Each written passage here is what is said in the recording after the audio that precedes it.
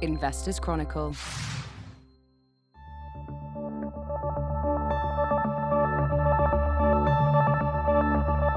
Hello and welcome to the latest episode of the IC Interviews podcast. I'm Dave Baxter, I'm the funds editor on the IC, and today I'm joined by Ian Lance, one of the portfolio managers on the Temple Bar Investment Trust. That's a UK income fund, has a value remit, and has seen something of a return to form under the current team in recent years. The team tends to focus on undervalued shares, but also they have been a big advocate of the concept of the UK itself being somewhat underpriced. Ian, thanks for coming on. How are you doing? Yeah, very good, Dave. Nice to be here. So let's jump straight into the UK debate, because that is something you've been pretty vocal on over time. Firstly, this is the perennial question, but is there really a catalyst for a UK re-rating, or is it simply a kind of cheap forever type story? Yeah, I think that's a really good place to start, because probably every UK equity fund manager has had a chart in their presentation for the last couple of years showing how cheap the UK equity market is. And it hasn't really changed, has it? It hasn't really re-rated. And so people are absolutely right to ask us the question. That's great, but what is going to cause the re-rating? And actually, now I think there are two things that we can identify.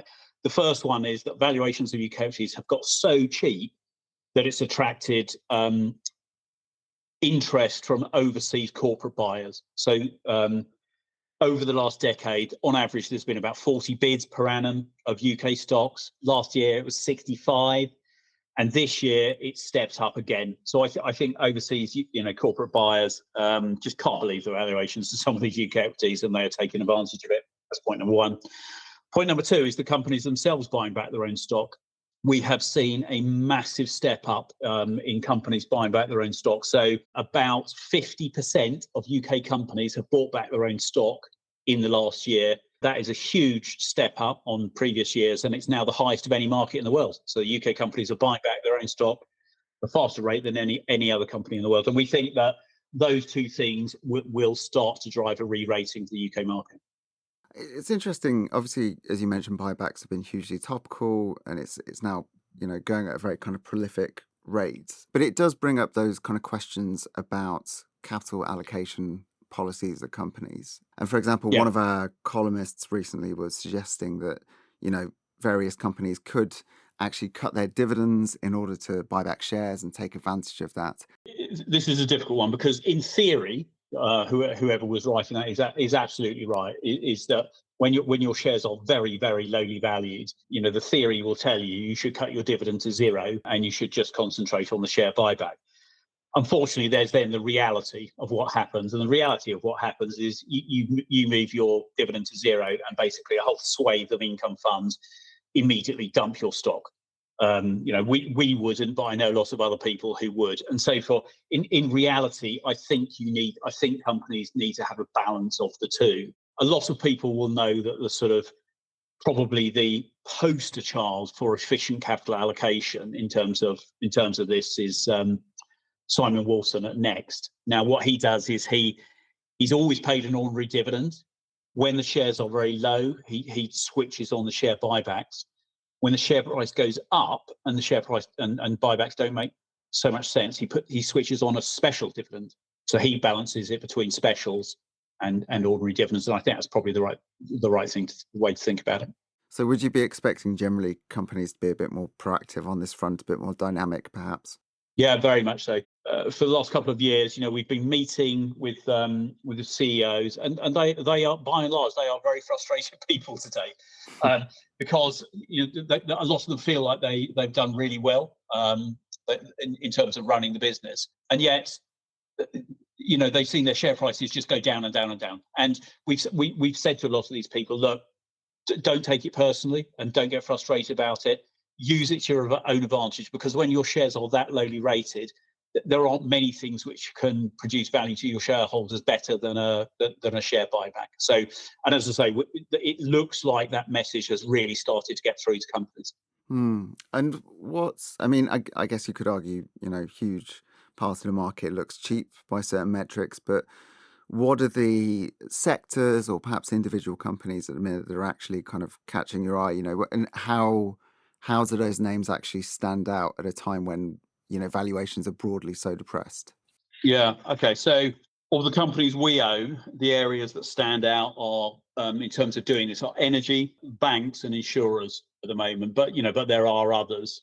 So, let me just give you some sort of interesting facts here. If I look at the energy companies, so the likes of BP have believe it or not, they generated over 40% of their market cap in earnings in the last 2 years. Nearly half of their market cap in earnings in 2 years. Mm, Incredible. They bought back about 17% of their stock, and then you add on the dividends, you've had about 25% of the market cap back in dividends and share buybacks in 2 years. So that's the energy sector. The banks, some of the banks in particular, are even more significant than that. The one here which really stands out is NatWest. So NatWest have paid you back 14% of your market cap in dividends, but they've bought back 30% of their shares in 2 years. I mean, that is just an extraordinary figure. Imagine if that carries on at that sort of rate. So you've had 43% of the market cap back in dividends and share buybacks in just 2 years. And as I say, insurance companies, similar sort of thing. And of course, it's logical that it should be those areas because we think those areas are some of the lowest valued sectors in the market today, and therefore it's logical that those should be the people who are using share buybacks. mm. It's interesting that you kind of mentioned energy. You've got a lot of kind of energy exposure among your top five holdings. How much of an issue then is kind of I guess, the state of commodity prices? And do you worry about the trust essentially becoming too geared into that kind of dynamic? Yes, we would. We've got just under 20% of the trust in energy Mm, companies at the moment. This might surprise you, but this is not a call on the energy price. So we are not forecasting that energy prices are going to go up. So what we tend to do is we will tend to sort of use the same sort of energy price that the companies themselves use. So the companies themselves, when they're budgeting, they use about $70 Brent. The price of Brent today is $90, so significantly above that. The interesting part of this thesis is that ordinarily when oil prices are that high, and therefore the companies are very profitable and they throw off a lot of cash, what normally happens is that they begin to overinvest, don't they? And eventually that sows the seeds of the downturn in the cycle because all that supply goes in, eventually supply picks up and therefore commodity prices go down. At the moment, that's not happening because these companies are under enormous pressure politically not to invest in obviously in fossil fuels. And therefore, what we're seeing is commodity prices going up, and yet the normal functioning of the capital cycle is being circumvented. So capex is not going up. Capex of the large oil companies today is about half the level that it was 10 years ago. Just incredible. And therefore, one can see how energy prices will remain high because there just isn't enough investment going in today, and yet demand continues to be really robust. Oil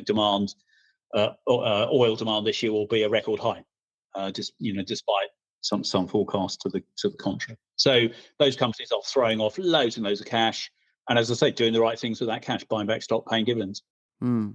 And on banks, I have to ask the kind of classic questions. How do you kind of balance the benefits, or how do you think they'll balance the benefits of kind of higher rates versus the risk that those rates cause more loan problems and balance sheet problems and so on? Yeah, that's exactly the right question to ask. I think the first thing to say is that some fund managers have a tendency to fight the last war, by which I mean I think some people were so scarred during the financial crisis. I've read people who literally will say, "I will never invest in a bank again."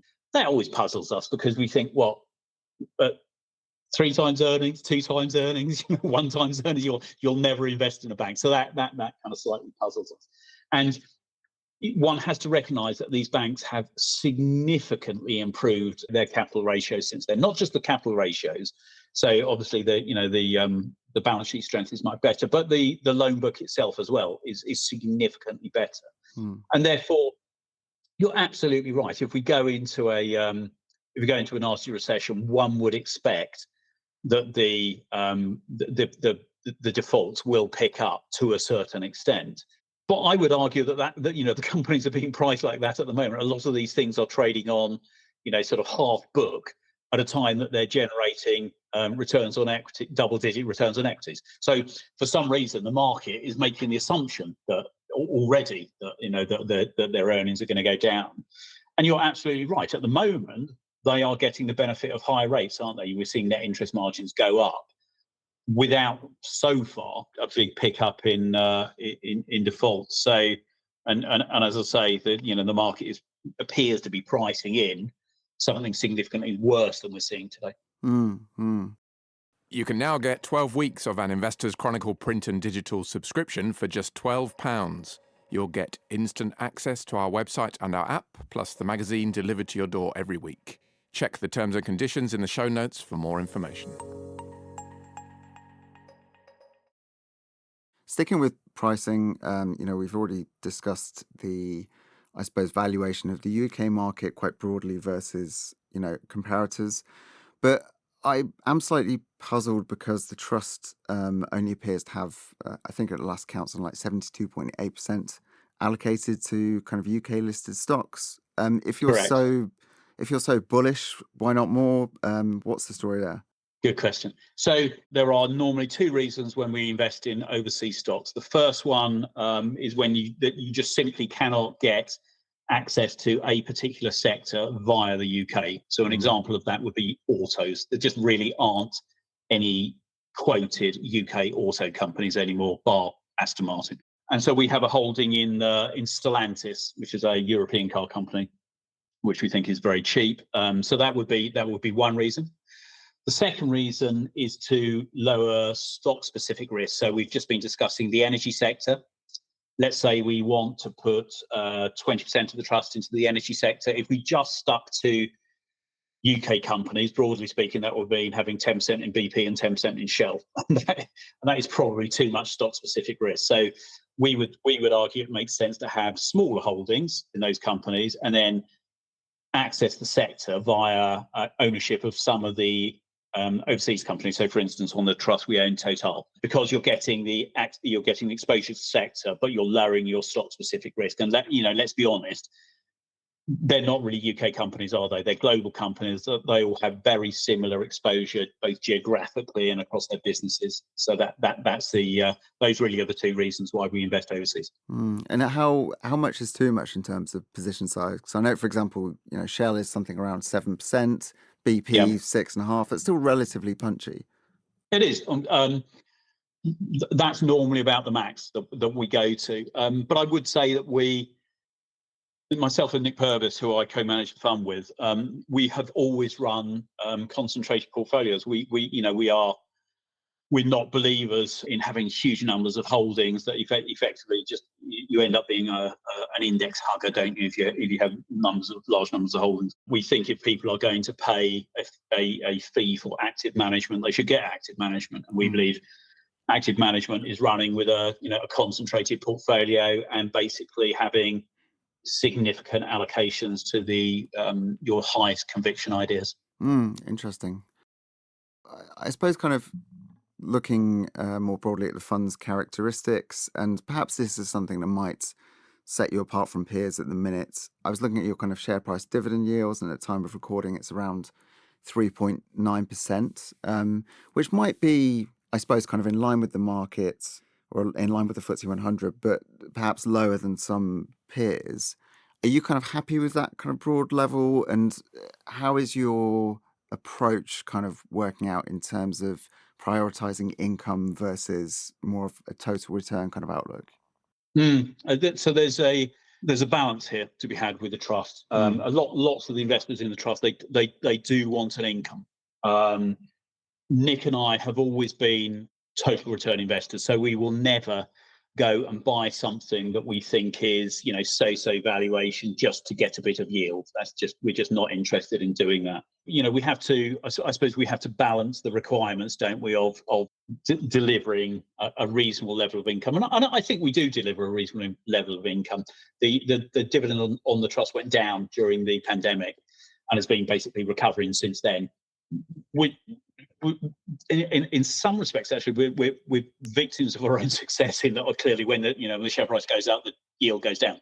And actually, just recently, lots of the share prices have gone up, and therefore the yields on them have gone down. But it's a balancing act for us. We think that over time, you can probably do both things. You can buy undervalued businesses, and you can also provide people with a good yield, and you can grow that income over time. And to what extent do you hold things that don't really pay much out? I mean, I know, for example, Marks and Spencer is in the portfolio, Yeah. and some managers make the case for, I suppose, actually using dividend cuts as a kind of interesting contrarian buy or turnaround opportunity type thing. So there have been times in our investing career that we have bought companies which are not paying any dividend at that point in time because we think that they are very significantly undervalued. So financial crisis was one of those periods. Lots of the banks, house builders, insurance companies, et cetera, obviously had to cancel their dividends. And we bought lots of those, and so the income went down at the time. But as we came out of the financial crisis, people were more than rewarded by the capital gain that they got. Similar sort of thing happened during the pandemic. Bought lots of companies there which had reduced or passed their dividends during the pandemic, but that income came back very, very quickly. But we think there's always room in the portfolio for companies where we think there's very significant upside, and they're not currently paying a dividend. So we don't have any rule that says everything in the portfolio needs to yield more than the index or anything like that. It's a balancing act. We've got some stocks in there, the energy companies, the banks, etc., which are giving you a very high dividend yield. And then against that, as you say, you balance that with the Marks and Spencers and the IDSs and so on and so forth, which have got a lower yield but potentially a greater capital gain. So you mentioned IDS, and I should note that this is just at a time of recording. What's happened, and things could move on in the kind of intervening days and weeks. Yes. But at the time of recording, we've had some interesting news of kind of the largest shareholder thinking of kind of doing a bid for IDS, and we've also seen other interesting things to consider about whether Royal Mail should go down to 4 days a week and so. But I'd just like to get your kind of outlook on the stock and what's going on with it at the time. Yeah. Okay. So often what people don't realise about IDS, there was a reason that they changed their name from Royal Mail to IDS. And that reason is that there are two bits to IDS. There's a European logistics business called GLS. So all they do is deliver parcels.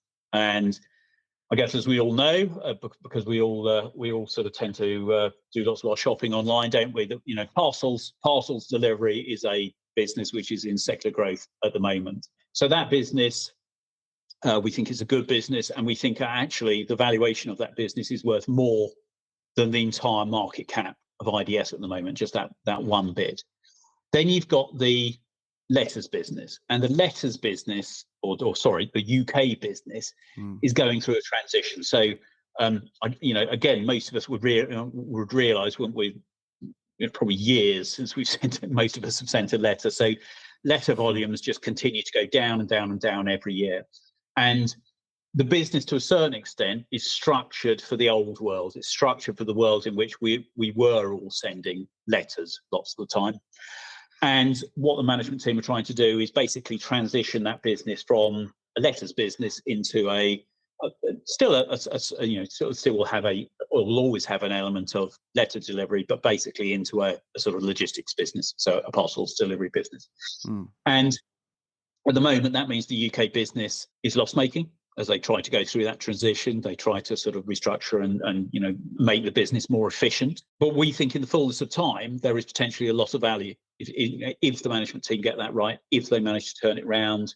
The company has a very strong market position in the UK, and I suspect that is probably what their largest shareholder, I suspect that is probably the view that he is taking at the moment, and he probably thinks that the current share price doesn't reflect the potential if they get that turnaround correct.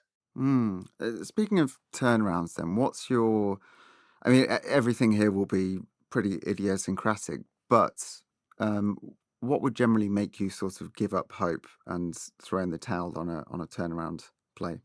Normally, when you're buying a turnaround, what you're saying is effectively that the company or the industry is experiencing a temporary or a cyclical problem that has taken earnings down, and that shareholders have focused too much on that downturn in earnings, and they are basically pricing that business as if it's not going to recover. And effectively, you're saying we think it is going to recover, and you're valuing it off the recovered earnings.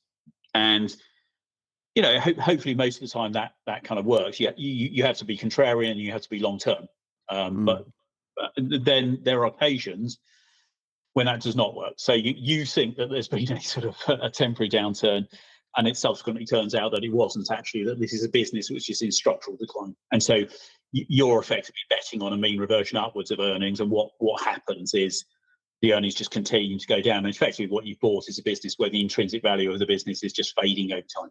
And so the share price will just continue to follow that down. Those are really, really hard because, of course, I'm speaking to a certain extent with the benefit of hindsight. Making that call at that point of time is a really hard one. To say, no, this is definitely a structural decline. And of course, by the time you can see that, lots of other people can probably also see that. And therefore, it probably has been reflected in the share price. But by and large, that's when we will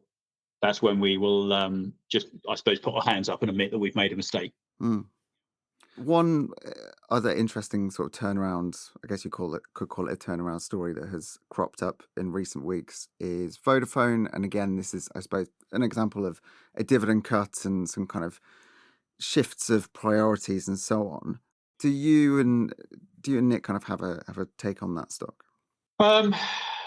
Yes, I mean, we think clearly it's held on the portfolio. We think it's undervalued, and there's been, as you quite rightly say, there's been a change of management, a change of strategy, more of a focus on realizing value. So basically, selling some assets to try to realize value. It's not a stock that we've added to a lot, I have to say, and the reason for that is that we are cognizant of the fact that it's a very tough industry. It is a very, very competitive industry. It's an industry where we as consumers have benefited from it over time, haven't we? Because we've got faster and faster data, more and more bandwidth for lower and lower prices, whereas the poor old shareholder hasn't really felt the benefits. So it's as I say, it's one where we think it's probably an undervalued situation. Current management team doing their best to try to demonstrate that, but it is definitely a tough industry. And are there any other sectors where you would generally be a bit more cautious, and where you think there's perhaps it's a bit harder to be optimistic, I suppose? I think an interesting one is tobaccos. Lots of income funds will have tobacco companies in their top 10, and you can sort of see why, can't you? Because cosmetically, they appear to offer low price earnings ratios, high dividend yields, and what's not to like about that. We think that the current level of earnings are unsustainable. The tobacco companies went through this sort of fabulous period in which they were able to offset declining volumes by putting prices up. So they managed to eke out a little bit of sales growth. Then they sort of took out costs, they generate cash, they bought back stock. And there was this fabulous period from 2000 to 2015. The share price of British American tobacco went from roughly £3 to 50 quid, believe it or not. So 20% total return per annum on a sales base only growing at 2% per annum. We just think it's all happened now. And we think the dynamics now are going in the opposite direction. So now the price increases are not offsetting the volume declines anymore. So your sales is is flatlining. You've probably taken out all the costs you can take out. So you've got very high margins of 40% odd. So that probably isn't going to go any further up. If anything, it's going to go down. They are trying to invest in their next generation products. So they're vaping and so on and so forth. At the moment, that's loss making. So that's putting pressure on margins. So We think that's one where today's level of earnings and dividends are potentially not sustainable, and they've actually, I mean, actually that might be a sort of, I suppose, a classic example of what people call a value trap, where cosmetically it looks like you've got cheap PE and a high dividend yield, but it's a value trap because both the earnings and the dividends are unsustainable. You've reminded me 2 or 3 years ago, you did make the case for energy stocks being, as you put it, the new tobacco, in that they were kind of, Yes. people had put too much bad news into the share price and so on. Yes. Is there anything else, any other sector now that has struck you as that kind of having that kind of appeal? Well, I suppose it's the ones we were discussing a few minutes ago. So it's the financials. To a certain extent, maybe mining would be another example. So another industry which is throwing off an awful lot of cash at the moment. Valuations are very low. They have the ability to pay you back dividends, and buy back their stock at very low valuations. So yeah, that would be another example. I think people underestimate the power of share buybacks. I think people maybe look far too much for high top line growth, high sales growth, and they probably overpay for high sales growth, and they underestimate the potential returns that you can get when companies are lowly valued and basically just buy back a lot of stock at those low valuations. So that the example I was using 2 minutes ago, British BAT going from £3 to £50, that was to a certain extent because of the factors we were talking about, but a large element of that was share buybacks and dividends. And I think people often underestimate how powerful those can be. Yes, and perhaps, I suppose, in the fullness of time, we'll see the effects of that. Yeah. Well, that's all very interesting stuff, but I'm afraid that is all we have time for. So, Ian, I'd just like to thank you for coming on. I'd like to thank our very talented Maddie Apthorpe, our producer, as always, and thank you to everyone for listening. Thank you very much.